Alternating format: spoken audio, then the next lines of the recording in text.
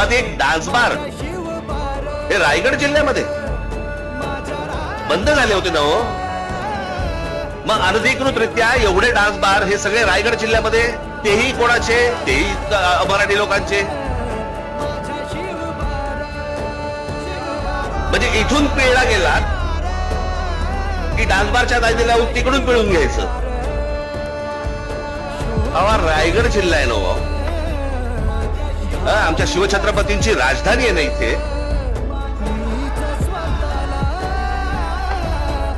कल्याणच्या सुभेदाराची खडा नारळाने ओटी भरून परत पाठवणी करणारा आमचा राजा, त्याची राजधानी इथे असताना त्या रायगडमध्ये डान्सबार सुरू आहेत.